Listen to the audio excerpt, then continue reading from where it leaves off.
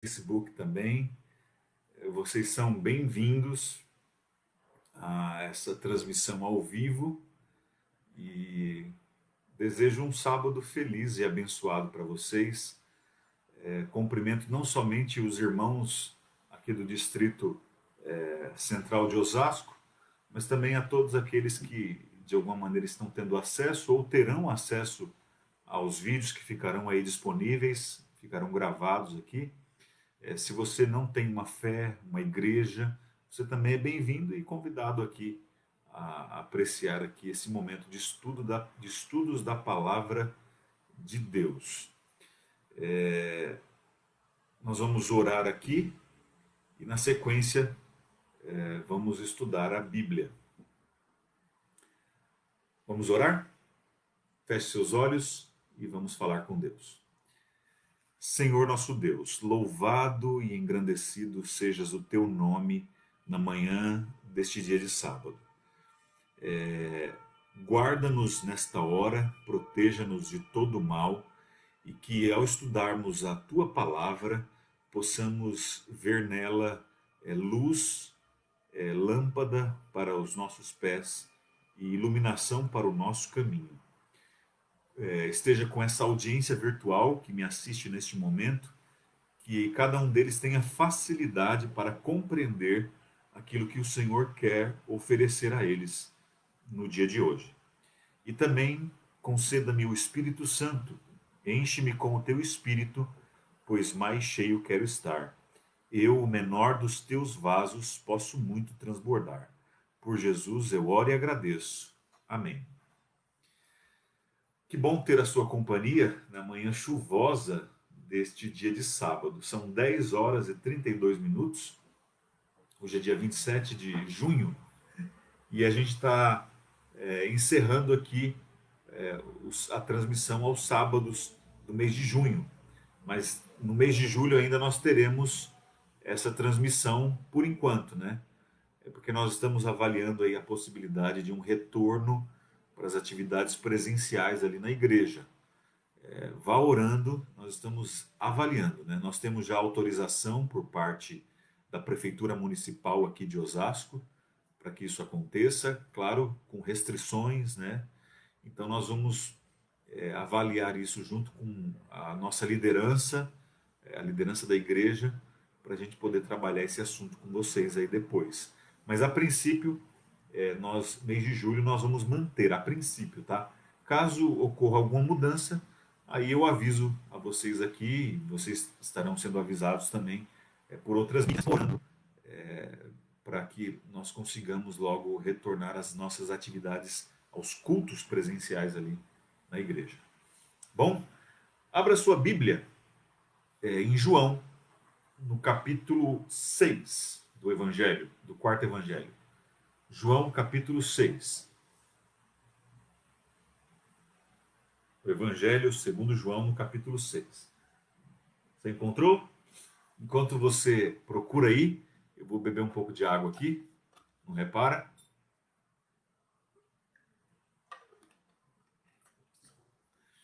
Ok, vamos aqui para o texto desta manhã. Nós vamos ler 15 versículos. Então, convido você a me acompanhar aqui. Depois destas coisas, atravessou Jesus o mar da Galileia, que é o de Tiberíades. Seguia-o numerosa multidão, porque tinham visto os sinais que ele fazia na cura dos enfermos.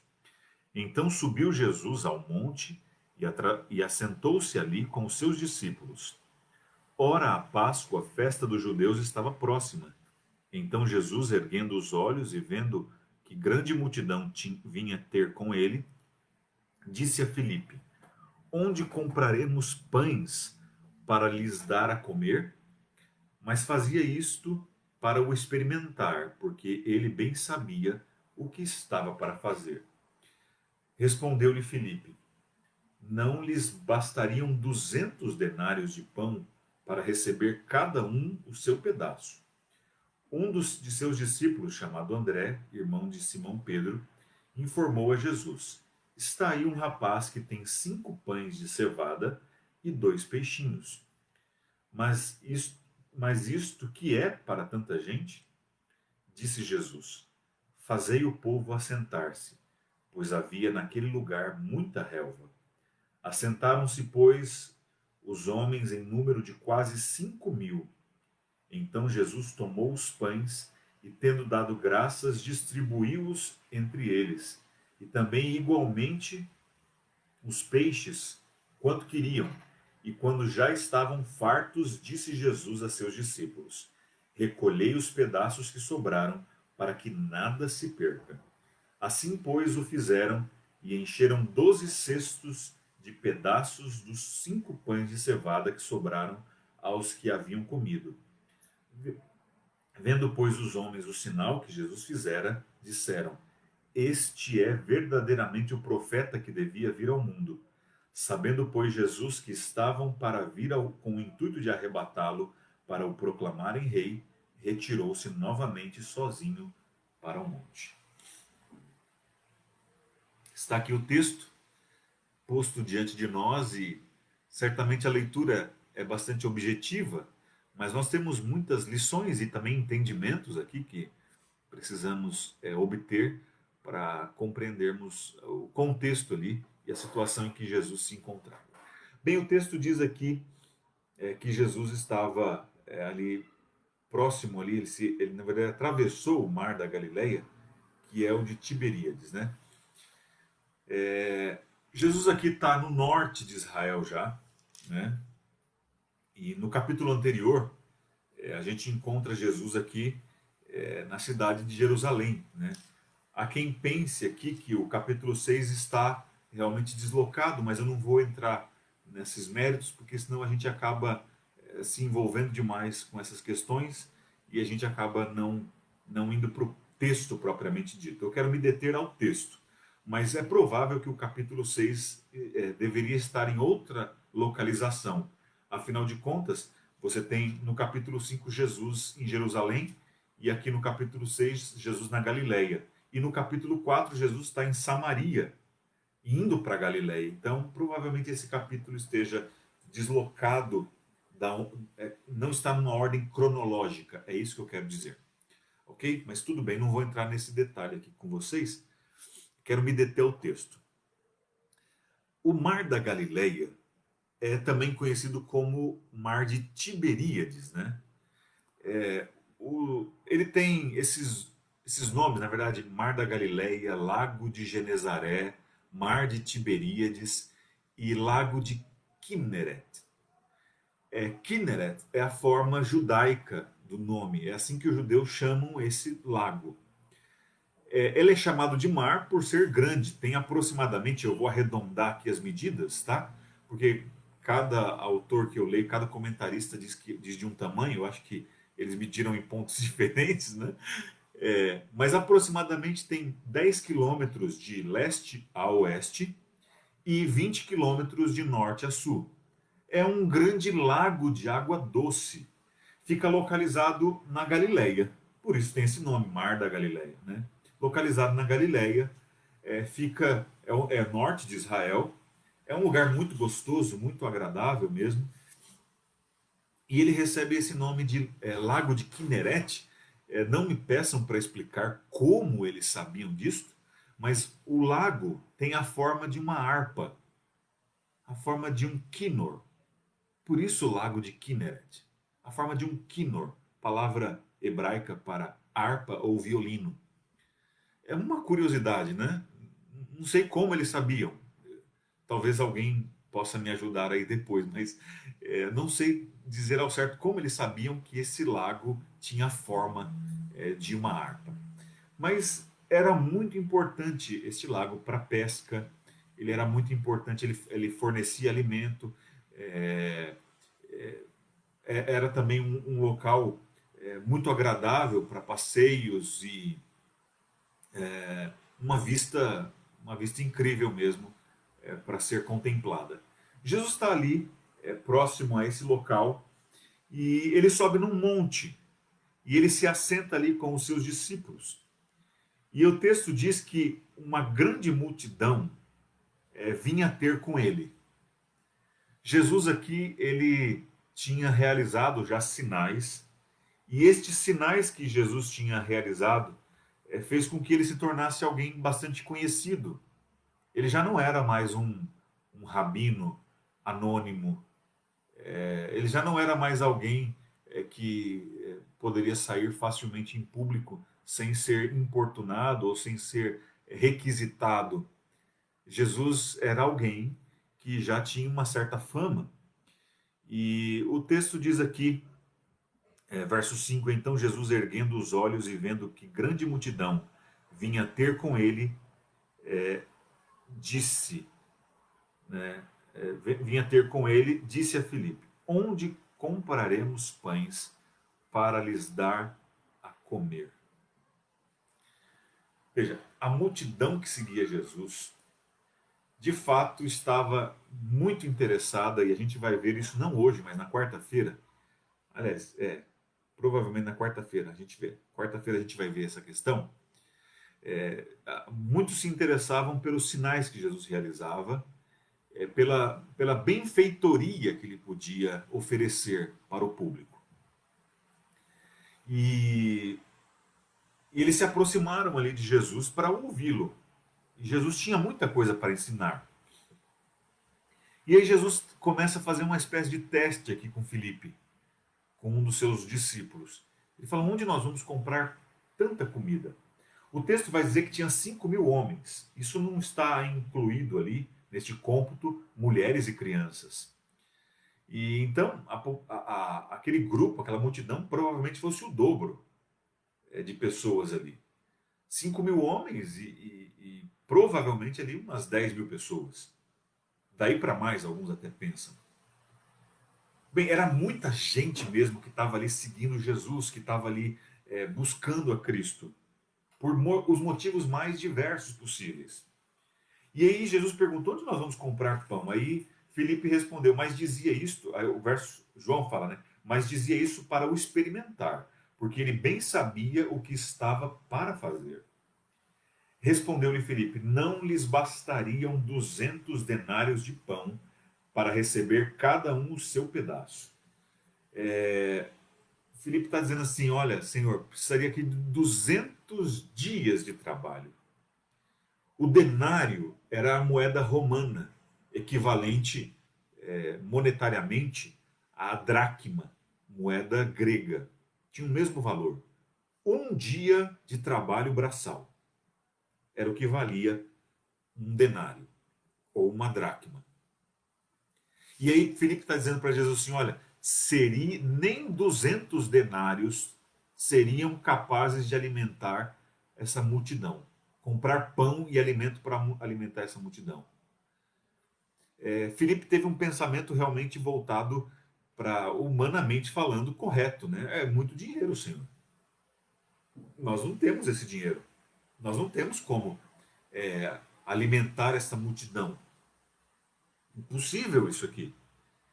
E aí Jesus, sabiamente, ele aguarda ali a movimentação dos discípulos, né? Para ver o que eles fariam. E o texto no verso 8 diz assim: um de seus discípulos, chamado André, irmão de Simão Pedro, informou a Jesus: está aí um rapaz que tem 5 pães de cevada e 2 peixinhos, mas isto que é para tanta gente? Veja, olha que coisa legal aqui, que interessante. Jesus vê ali o esforço dos discípulos em tentar solucionar o problema. Jesus havia colocado um problema diante deles. E Jesus esperava que eles encontrassem uma solução, é óbvio. Mas Jesus, na verdade, estava experimentando eles, como o texto diz. E André é um discípulo assim que quase não aparece nos relatos da Bíblia. Aliás, André, ele tem 2 tarefas aqui, basicamente, em toda a Escritura. Ele é que traz Pedro, o irmão, apresenta Pedro para Jesus, e é ele que fala desse pequeno menino aqui, desse rapazinho, que tinha 5 pães de cevada e 2 peixinhos. Veja, o pão de cevada era o pão mais barato, a cevada era mais barata do que o trigo. Então, provavelmente, esse jovenzinho aqui não era rico. Há uma possibilidade que ele fosse pobre. E ele tinha 2 peixinhos. Talvez ele trouxe ali num lanche preparado pela sua mãe, falou assim: filho, olha, leva isso daqui porque Jesus costuma falar bastante, né? Jesus costuma discursar bastante. Você vai lá assistir a, a pregação, mas leva já o seu lanche. E Jesus aqui, diante da multidão, ele se compadece, porque tem muita gente ali e provavelmente aquelas pessoas vieram ali não com o intuito de serem alimentadas, talvez alguns sim, né? Que Jesus realizasse algum sinal, eles foram ali curiosos porque Jesus já tinha curado pessoas. E Jesus ali vê aquela multidão e se compadece deles. E Filipe fala: olha, nem 200 denários seriam suficientes, 200 dias de trabalho seriam suficientes para alimentar tanta gente.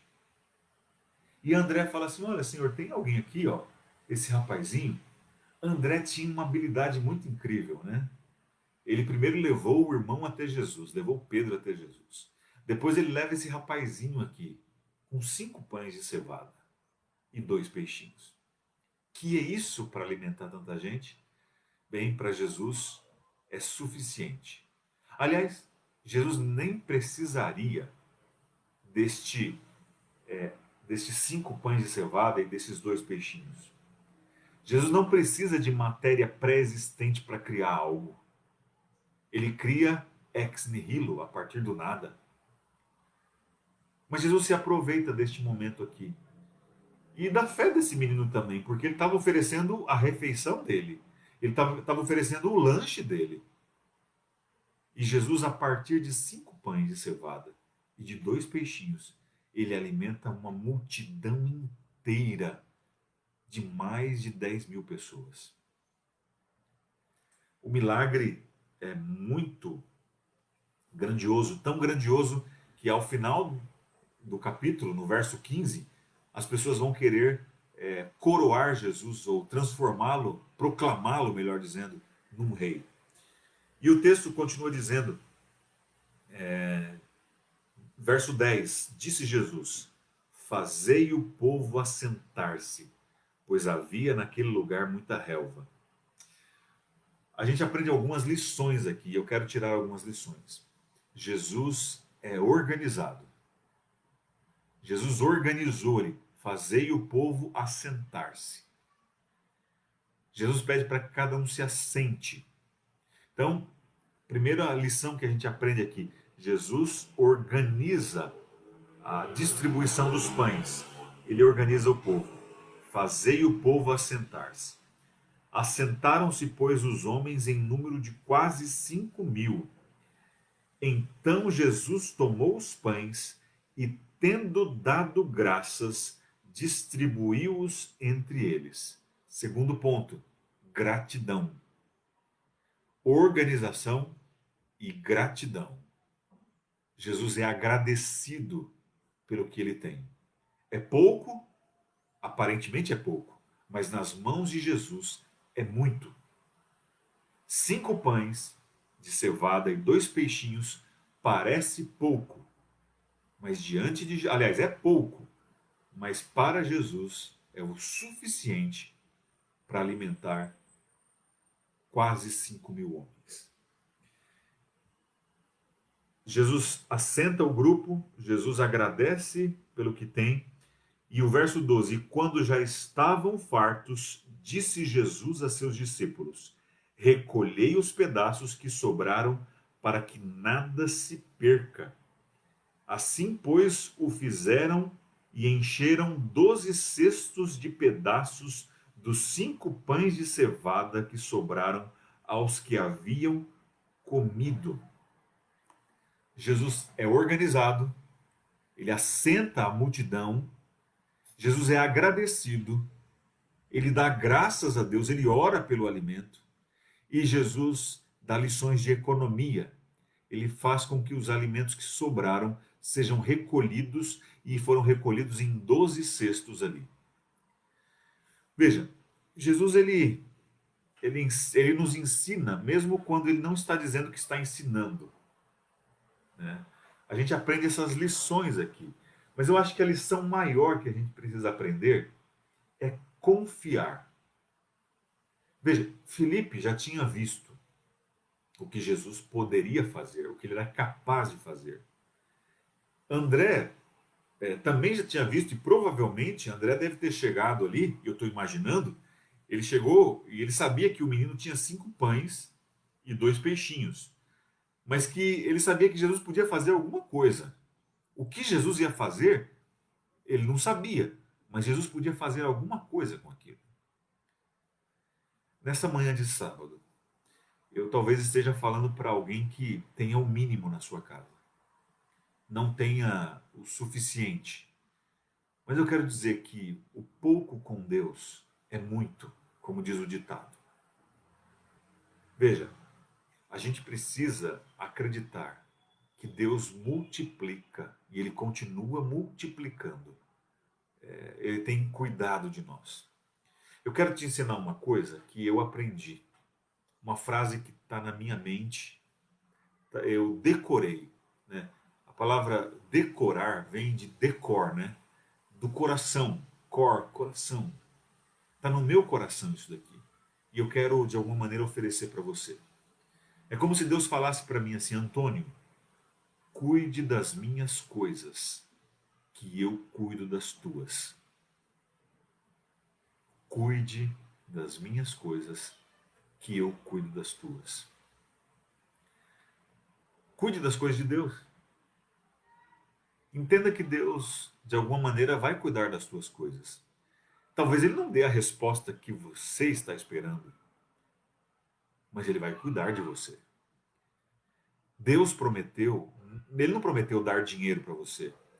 Ele não prometeu dar uma casa para você. Ele não prometeu dar um carro para você. Ele não prometeu te dar uma conta bancária recheada. Mas Ele prometeu sustentar você. Ele prometeu cuidar de você. E esse cuidado, esse amparo, você pode ter certeza, Deus nunca vai desamparar um filho dele. Nunca vai desamparar o filho dele. E nessa manhã de sábado, talvez eu esteja falando para alguém que está passando por um momento de aperto financeiro. Deus está cuidando de você. E isso daqui não é terapia, o que eu estou fazendo. O que eu estou fazendo não é uma sessão psicoterapêutica. É Bíblia. A Bíblia me mostra que Deus, Ele cuida. Jesus olhou para essa multidão e teve compaixão dessa multidão. E Jesus desejou alimentar esta multidão. E a partir de 5 pães e 2 peixes, ele conseguiu alimentar quase 5.000 homens, sem contar mulheres e crianças. Ao final, nós temos aqui um relato. O verso 14 e o verso 15 diz para a gente o seguinte: vendo, pois, os homens o sinal que Jesus fizera, disseram: este é verdadeiramente o profeta que devia vir ao mundo. Sabendo, pois, Jesus que estavam para vir com o intuito de arrebatá-lo para o proclamarem rei, retirou-se novamente sozinho para o monte. Curioso isso daqui, né? Não é de hoje que um benfeitor é chamado a assumir posições públicas, posições de liderança pública. Veja, Jesus não tinha a intenção de ser um rei terreno, mas o povo, ao ver que ele tinha realizado algo tão bom para a multidão, quis proclamá-lo rei. Mas a gente não pode confiar na multidão. As massas, elas não se conduzem de maneira inteligível. Elas são levadas por intelectuais que as manobram de um lado para o outro. Então a gente não pode confiar nas massas. Aquele ditado que diz assim: a voz de Deus, a voz do povo é a voz de Deus, esse ditado não é verdadeiro. Esse ditado não tem lugar quando a gente olha para as Escrituras. Porque este mesmo povo, não este mesmo povo, né? Mas um grupo de pessoas aqui, tudo bem, eram mais simples do que o grupo de Jerusalém. Simples, mais limitados intelectualmente do que o grupo de Jerusalém. Mas esse grupo aqui, uma grande multidão, quis proclamar Jesus rei. O texto bíblico diz isso, mas se você virar aqui uma página na sua Bíblia, no capítulo 5, lá em Jerusalém, olha só, o povo queria, na verdade, arrebatá-lo, para matá-lo. Verso 18, diz assim: por isso, pois, os judeus ainda mais procuravam matá-lo. Veja, num capítulo anterior, que cronologicamente não está na mesma ordem, né? Não está numa sequência ali, mas não importa, o fato é que aconteceu antes mesmo, o capítulo 5 aconteceu antes do 6. Os judeus queriam matar Jesus. No capítulo 6, no verso 15, verso 14 e verso 15, a multidão queria coroar Jesus rei. Olha que coisa. Um grupo quer matá-lo, o outro transformá-lo em rei. A gente de fato não pode confiar nas multidões, né? Jesus não confia. Jesus, ele se retira, o texto diz. Retirou-se novamente sozinho para o monte. E aí, na quarta-feira a gente vai voltar a falar e a gente vai falar que Jesus atravessa o mar, e a gente vai explorar aqui o capítulo 5 porque haverá um discurso onde Jesus vai explicar o milagre, o sinal. E ali ele vai tratar da questão de ele ser o pão da vida.